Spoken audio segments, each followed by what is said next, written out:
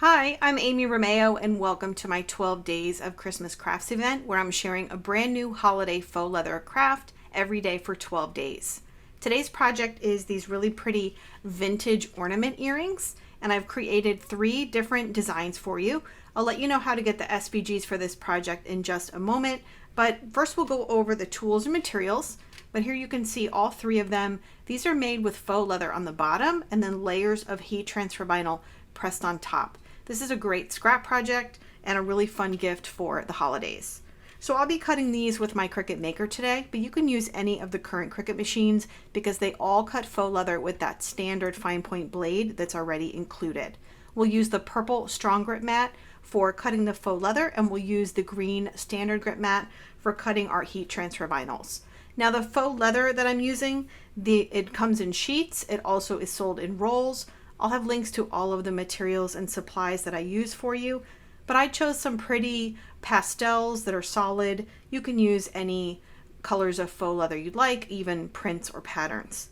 Now to apply the heat transfer vinyl, I'll be using my Easy Press Mini because it's really easy to control. I'll use it on the low setting, which is that first bottom line. You could also use a larger heat press if you'd like, or a regular Easy Press. The heat transfer vinyl that I'm using, just solid colors, also some glitters. These are Caesar Easy Weed and Caesar glitter colors, but you can use whatever you have on hand. You'll also need some jewelry making pliers so we can attach the little jump rings and attach the earring hooks. It's always good to have some craft scissors and some blue painter's tape. This is going to help us get good cuts. And for pressing your vinyl, you'll want to protect your surface with a heat pressing pad and then also some kind of a cover sheet. This is a t-shirt Teflon sheet that I've trimmed down to a smaller size, but you could also use butcher paper or parchment paper. Okay, so let me show you how to get the SVG files for this project, and then we'll get started. To get the SVG files for this project, visit amyromeo.com/Christmas24, or you could upgrade to the event VIP pass where you'll get instant access to all the event projects and tutorials, plus a workbook, some bonuses, and more. Starting with a blank canvas in Cricut Design Space, you'll click on Upload and then Upload Image, and you'll browse to where you've saved the unzipped SVG file for this project on your device. Click on it to select it and then click Open. You'll see a preview of the earring shapes. Click Continue and then Upload. And you'll see the 3 different earring designs and 2 different versions that I've created for you. One of them has pre-cut earring holes, and you'll use this one, like I will today in this demonstration, to make earrings sized at the way I've designed them. And then if you either wanted to change the size of your earrings, or if you wanted to use this design for something different, for example, if you wanted to cut these ornament shapes out of permanent vinyl, make them larger and put them on a tumbler, then you could use this design because it doesn't look like earrings. But I'm not going to be using these today, so the first thing I'm going to do is ungroup my designs so I can delete the ones that I don't want to use off of my canvas. Now these 3 designs all will be made exactly the same way, so I'll be demonstrating one for you today, but I just wanted to talk about them for a moment before we move on. So all of them have a background, a backing layer that is going to cut from faux leather. So here's the pink, this one's a purple, the one back here is a very pale blue. You can cut these from whatever colors you'd like. Now these are the heat transfer vinyl layers. So here on this one, there is a little dot layer. You can see that surrounds what looks like a poinsettia flower. There's a white outline on the back, and then there's also this little top, which will be the ornament topper. So these all have different numbers of layers. This one back here, they each have a topper, but then they have different numbers of layers. They'll all cut the exact same way. Faux leather on the bottom, heat transfer vinyl on the top. So what I'm going to do is delete this one and delete this one, and we'll make this middle one today. So I'm going to keep the size exactly as is and just click the Make It button.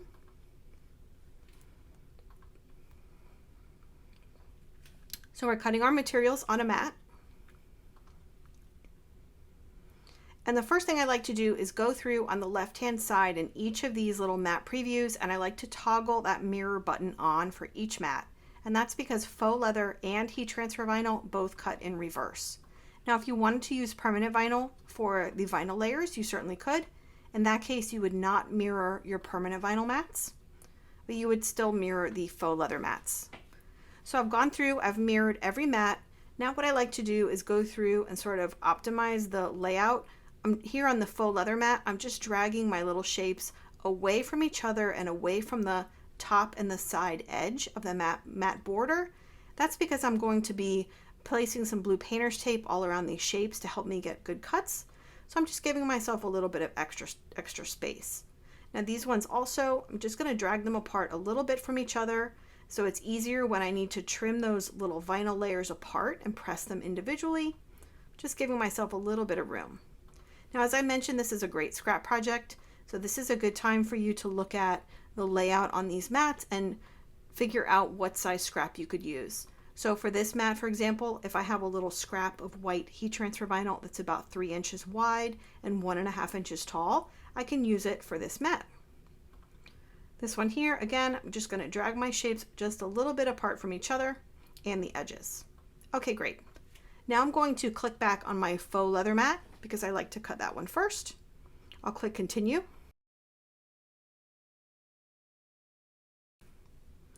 And the material setting I'm going to use for the faux leather mat is called Faux Leather Paper Thin. If you don't have this setting bookmarked as a favorite like I do, you can click on Browse All Materials and search for it. If you're using the Explore Air 2 machine, you'll need to turn your dial to custom before you can find this setting when you search. So faux leather paper thin, and I'm going to choose more pressure. That's going to help us get a better cut. And here's a reminder that we're just using that regular fine point blade that comes with all of the current Cricut machines. Now the vinyl mats, when I cut those, I'm going to use the manufacturer's cut settings for the type and brand of vinyl that I'll be using. So I suggest you do the same. So let's hop back over to my overhead camera and we will start to cut out our material layers for this project, and then I'll show you how to assemble the earrings. So before we cut our mats, I want to show you a really great trick for putting a back on these earrings on the faux leather itself before we cut our faux leather shape, and that's going to create a nice finished look on the back of the earring. It's also going to add a little bit of structure, make it stiffer, and just give it an overall more professional appearance. So the way we do that is by pressing some foil or foil iron-on or heat transfer vinyl onto the back of the faux leather before we cut.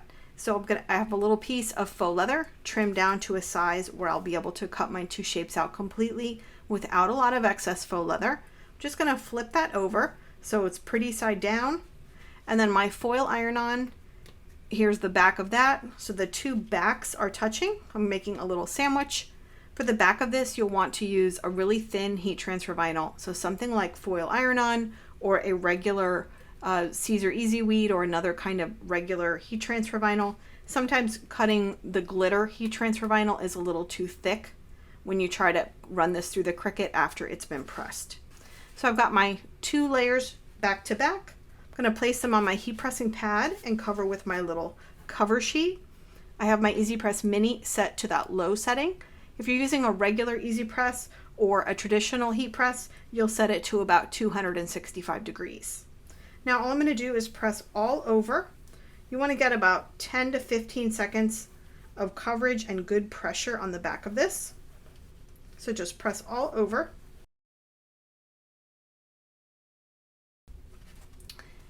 Now this will be warm, so what you want to do is try and keep the faux leather nice and flat if you can, and lift up a corner of the clear carrier sheet that covers that heat transfer vinyl, just like that. Try to keep this nice and flat so you don't get wrinkles, and just peel back. Now if when you're peeling your heat transfer vinyl is lifting up or bubbling, then you can just lay this cover sheet right back down, cover again, and press some more. But this looks pretty good. And you can start to see the texture of that faux leather coming through a little bit. What I always like to do is cover and press just one more time, because when the blade is cutting through this foil part, we don't want the foil to rip or tear. So we really want to get that foil well adhered to the back of the faux leather, and a second press without that clear cover sheet helps us do that.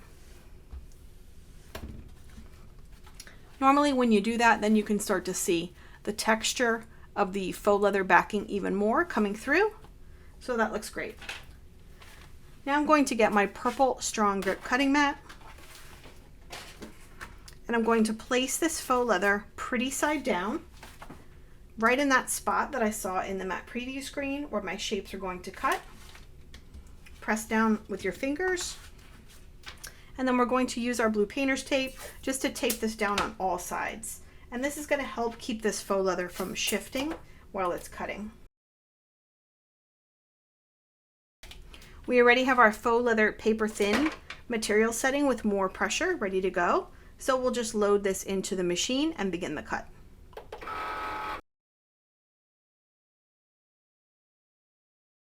So the cut has run one time, and I always recommend taking a sharp weeding tool, either a pin pen or a hook tool, and very carefully lifting up the edge to see if the cut went all the way through. Now these are delicate little small shapes with that foil iron on the back, so I don't want to poke too hard. I think what I'm going to do is just rerun the cut one time as a precaution. When your shapes are a little bigger, it's easier to poke up there and lift up the edge and make sure the cut is complete. If your cut looks good, you can go ahead and unload the mat, or if you want to rerun the cut, you can do that as many times as you'd like, as long as you haven't unloaded your mat. And you do that just by pressing the cut button again and again and again. So I'm going to run this one more time. So my cut has run 2 times, and I think it should be all set. If you need to, or if you're new to cutting faux leather, just lift up a little edge and see if it looks like it went all the way through before you unload your mat. So that looks good, and it cut right through the foil, and we've got our pretty faux leather underneath. So I'm going to very carefully pull this off of my mat. This is a newer mat, so it is very, very sticky. So there's the back of my shape with that foil, and then there's the front. Now you will see the little hole that the Cricut cut through. Sometimes it cuts all the way through when there's foil on the back or heat transfer vinyl, but often it doesn't. So what I'm probably going to do is use my 1/16 inch hole punch. This is about a $10 item on Amazon. I'll link to it for you. It's got a very tiny little punch, and it will punch right through that hole with the perfect earring size. So I'll do that for both of those. Now also, sometimes when you put the heat transfer vinyl on the back of the faux leather, you might get some little tiny ridges on the edge where the blade ran through. If that happened, you can just place these foil side up again on your heat pressing pad and press for a few seconds with your little heat press. But these actually look pretty good. So I'm going to set these aside, and I'm going to return to Design Space and cut out all of my heat transfer vinyl mats and then weed away the excess. And then I'll show you how to press these little earrings together and attach the earring hooks.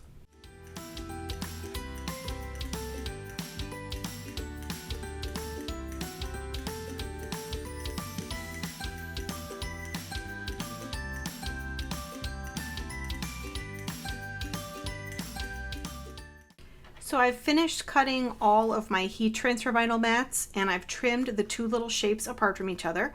I've laid them out on my heat pressing pad, and I have my 2 little faux leather ornaments ready to go.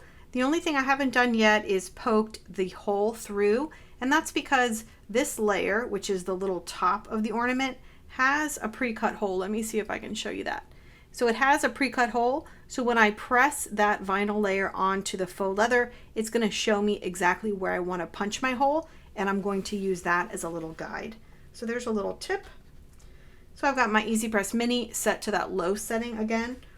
And what I'm going to do first is start with this bottom layer. So I'll have a layering guide for you in the download folder, and it's basically just a graphic that shows you which layers to press in which order. So on your layering guide, you'll see that this layer is going to be pressed first.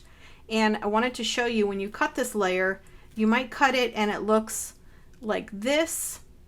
Let me see, how do I explain it? So on this one, this is the correct one. There's more of the design up toward the top. This one here, the design is more bottom heavy. You want it to look more almost like a bat with the bat wings. So that's going to be the orientation you want to put it in. When you put this layer right, then that's going to help you line up the other layers. So all I'm going to do is place this layer first on my little ornament shape, line up those edges, Try and make sure that if there's a center point of your design, that it's lined up nice and vertically. It's not crooked at all. Mine is a little bit crooked, so I'm going to adjust that again. There we go, that looks pretty good. And now I'm just going to cover and press. Now, when you're pressing these layers, you really only need to press each layer, I would say about 7 to 10 seconds, just to get it to stick, because we will be layering these heat transfer vinyl layers similar to when you're layering vinyl on t-shirts. So I'm just peeling back that cover layer. Again, if when you're peeling, your vinyl lifts up, just place that cover layer right back down and press some more. That one's a little bit hard to see because it's white, but it looks good. Now we'll take our next layer and we want to match this up. So we're making sure that all of these little sort of pointed oval shapes fit inside the white outline on the back layer, and we want those little edges to line up with the edge of the faux leather. That one looks good. Now I'm going to place the little diamond layer, and the diamonds line up in between the sort of pointed oval shapes. I think that's a little crooked. Let me press that.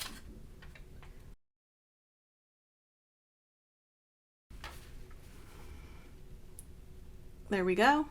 And now the last layer we're going to put is that little top. And we're just going to line up the edges with the top of the ornament. If your hole cut all the way through when you cut your faux leather, just make sure that you can see your hole through the little layer of the vinyl hole. Let's see. There we go. Cover and press.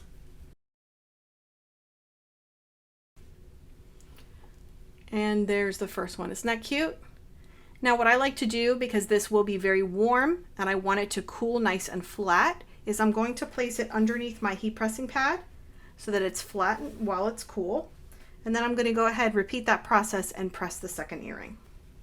So there's the second one. I'm going to let this one cool flat, and I'm going to go ahead and grab the first one and go ahead and punch that little hole. If you don't have a 1/16 inch hole punch, that's okay. You can use a sharp weeding tool and just poke that through. There we go. See how that makes a perfect size little hole? Now we'll repeat with the other one. So now that we have both of the earring holes poked through, we just need to attach the earring hooks. And the earring hooks that I'm using are regular shepherd's earring hooks, but the loop needs to be turned sideways so that our earrings will hang straight when we connect them to the hook with a jump ring. So to do that, all I'm going to do is take the hook in my thumb and forefinger, hold it firmly, and then take some flat nose pliers and grab a hold of that loop at the bottom and just twist 90 degrees. And now our little loop is going to face forward. I have a whole YouTube video about this in more detail. I'll link to that for you, but you'll just want to do that for both of your earring hooks. Then we're going to take our little 6mm jump rings, open them up. I like to use 2 pair of pliers to do this. I just have the opening of the jump ring facing up, and then I just twist one wrist to open the jump ring.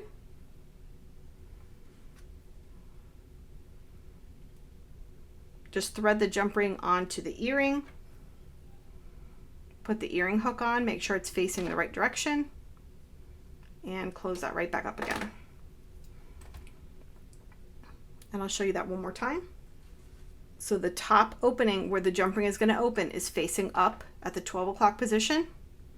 I'm just gripping with 2 pair of flat nose pliers, and all I'm doing is twisting one of my wrists open.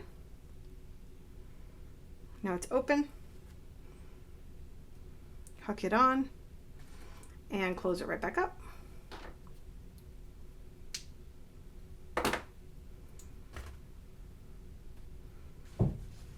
And there we have it, our little vintage ornament earrings. I hope you like this project, and I can't wait to see all of the really pretty ornament earring combinations you create. Here's another look at the ones that I've designed for you, but I know you'll come up with so many beautiful combinations. Thanks so much for watching, and I'll see you in the next video.